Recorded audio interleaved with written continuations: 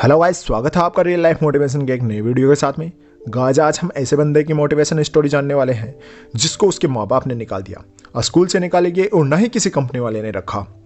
So guys, इतनी समस्याओं के बाद में भी इन्होंने अपने आप को साबित किया, दुनिया में अपनी पहचान बनाई और अपने सेल्फ कॉन्फिडेंस पर दुनिया को कुछ करके दिखाया। तो गाइस, आज हम बात करने वाले हैं स्टीव जॉब्स के जीवन के बारे में। जैसा है गाइस, स्टीव जॉब्स इतने बड़े आदमी की बात कर रहे हैं तो बात करते हैं इनके जन्म से।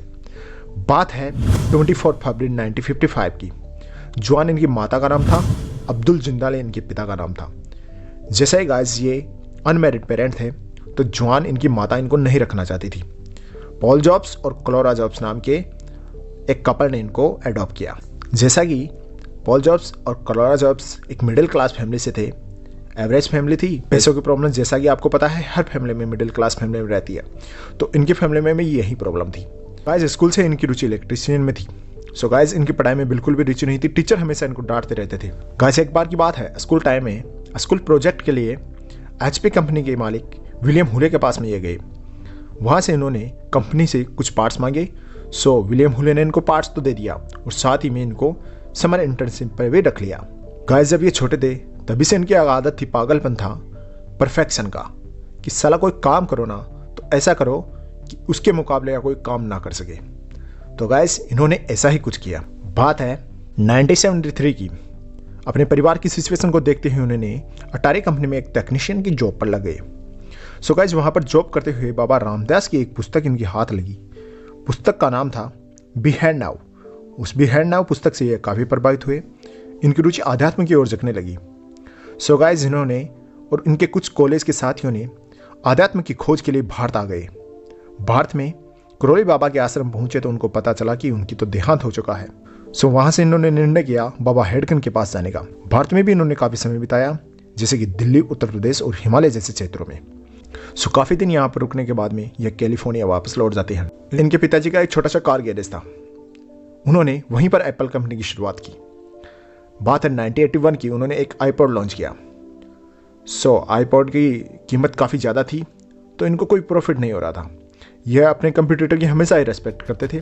जब IBM कंपनी मार्केट में आई तब इन्होंने एक आर्टिकल छपवाया, welcome IBM seriously. Dell company के CEO माइकल डेल ने एक स्टेटमेंट जारी किया उस वक्त जब एप्पल कंपनी लॉस में चल रही थी, कि अगर मैं एप्पल कंपनी का CEO होता तो मैं अपनी कंपनी को आज बंद कर देता। सो गाइस, एप्पल कंपनी को सफलता 2010 में मिली, जब मात्र 28 दिन में 28 डेज में 1 मिलियन से ज़्यादा आईपॉड के यूनिट सेल हो गई। फोर्ब्स ने भी एप्पल को वर्ल्ड की मोस्ट वैल्यूएबल ब्रांड का खिताब दिया है। आपको जानकर हैरानी होगी कि जब ये 23 ईयर के थे तो इनके पास में 1 मिलियन, 24 ईयर के तब 10 मिलियन और 25 ईयर के हुए तब इनके पास में 100 मिलियन की संपत्ति हो चुकी थी। सो गाइस, इनकी सक्सेस लिस्ट आप इस प्रकार से देख सकते हैं। गाइस, बात है 1983 की। जॉन कली जो कि पेप्सिको के CEO थे, उनके साथ में स्टीव जॉब्स की मुलाकात होती है। स्टीव जॉब्स से मुलाकात करने के बाद में जॉन कली भी एप्पल कंपनी में शामिल हो जाते हैं। 2 साल लगातार चलने के बाद में एप्पल कंपनी लॉस में जा रही थी। सो एप्पल कंपनी में एक मीटिंग होती है। उस मीटिंग में सारा का सारा ब्लेम स्टीव जॉब्स पर डाल दिया जाता है। उससे निराश होकर उन्होंने अपनी कंपनी को छोड़ दिया। सो गाइस, एक वक्त था जब एप्पल कंपनी की शुरुआत जिसने की थी उसी को उस कंपनी से निकाल दिया गया, तो कितना सैड होता होगा ये आप महसूस कर सकते हैं। सो गाइस, स्टीव जॉब्स को निकालने के बाद में एप्पल कंपनी धीरे धीरे लॉस में ही जाने लगी। जॉन कली वापस से 1973 में स्टीव जॉब्स के पास में जाते हैं और उनको मना के वापस एप्पल कंपनी में लेके आते हैं। 1973 में जब ये वापस जाते हैं तो वहाँ पर जाकर इन्होंने देखा कि कंपनी लगभग 350 आइटम बना रही है। सो इन्होंने उन सभी को कैंसिल किया और मात्र 10 आइटम ही इन्होंने रखे। जैसा कि मैंने आपको पहले बताया कि इनकी खूबी है परफेक्शन की। क्वांटिटी बढ़ाने से अच्छा है चीज़ों की क्वालिटी बढ़ाओ। तो गाइस, 2001 में इन्होंने आईपॉड, 2007 में इन्होंने आईफोन और 2010 में इन्होंने आईपैड लॉन्च किया। ये काफ़ी सक्सेसफुल रहे।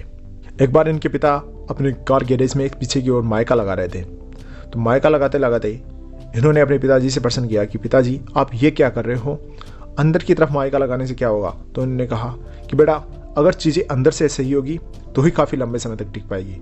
सो उस चीज़ को इन्होंने ग्रहण किया, अपनी कंपनी में फॉलो किया। एक बार कंपनी का कोई एम्प्लॉय आईफोन में बैटरी फिट कर रहा था तो थोड़ी टेढ़ी लगा रहा था, तो उन्होंने कहा कि इसको सीधा करके लगाओ। कंपनी के एम्प्लॉय ने कहा कि सीधा करने की क्या ज़रूरत है, ये तो अंदर है, अंदर पड़ी रहेगी। तो इन्होंने कहा कि अंदर से परफेक्ट होगी तो दोबारा खोलने की आवश्यकता नहीं होगी। अपने पिताजी से यह बात इन्होंने सीखी थी। सबसे इम्पोर्टेंट इनका था परफेक्शन। इन्होंने अपनी कंपनी में एक चीज़ और ऐड की कि जितना हो सके अपने बॉक्स को, अपनी कंपनी के ऑफिस को सिंपलिसिटी रखने की कोशिश करो। गाइज इन्होंने अपने कंपनी के सारे ऑफिसों को वाइट एंड क्लीन रखा।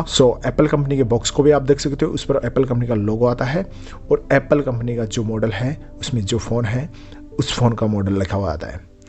गाइज इनके हमेशा एक चीज़ पे फोकस रहा है कि अपने कस्टमर की रिक्वायरमेंट है उसको हमेशा समझना। गाइज एप्पल कंपनी आज इसी मेथड पर काम करती है।